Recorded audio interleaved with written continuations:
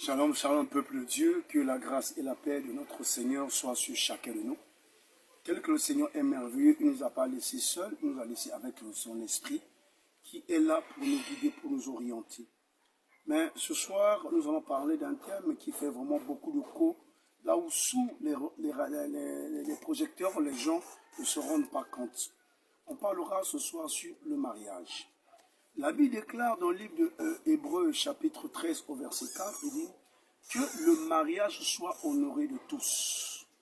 Il dit que le mariage soit honoré de tous et que le lit conjugal soit exempté de toute souillure. Ça, c'est le livre de Hébreux 13, au verset 4. Dieu punira les impudiques. Mais ce soir, nous parlerons de là où il écrit le mariage soit honoré de tous. Or, de tous donc la Bible parle pour le mariage premièrement aux parents. Parce qu'il y a ceux qui font le mariage avant la dot. Non, vous n'honorez pas Dieu, la parole de Dieu. Le mariage est honoré d'abord par les parents. Premier lieu. Deuxième, par l'État, qui légalise la dot par le mariage et par un document. Et de deux, et de trois, plutôt par l'Église. Et le reste par l'entourage. Mais nous constatons aujourd'hui au sein des mariages beaucoup de choses qui se passent dans les églises. La Bible déclare que le mariage sont honorés de tous. Mais si nous, l'Église, nous n'honorons pas ce que l'État établit, est-ce que nous honorons ce mariage qui a été effectué? Je crois non.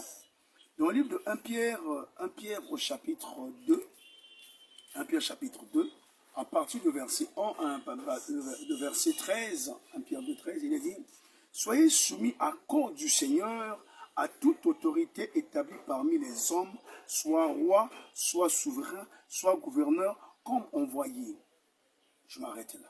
Soit roi comme gouverneur. Et je peux le dire, soit maire. Mais qu'est-ce que font les maires?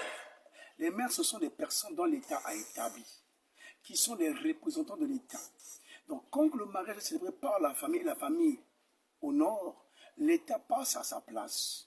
L'État, en honore, l'État scelle les anneaux. Et quand l'État met les anneaux, l'État donne un document, on se voit dans la loi qui dit que les anneaux qui sont posés par l'État, personne ne peut l'enlever. Soit la mort qui l'enlève, soit quand le couple est dans des procédures de divorce. Même dans les procédures de divorce, on n'enlève pas encore les anneaux. On laisse le temps que le divorce est consommé, c'est là qu'on enlève les anneaux. Mais on constate qu'au sein de l'Église, après la mairie, après l'institution de l'État, arrivé dans l'église, qu'est-ce que font les hommes de Dieu pour bénir le mariage? On doit bénir ce que Dieu a établi, mais on ne le maudit pas. Mais lorsque nous enlevons les anneaux des mariés, pour leur remettre encore, nous célébrons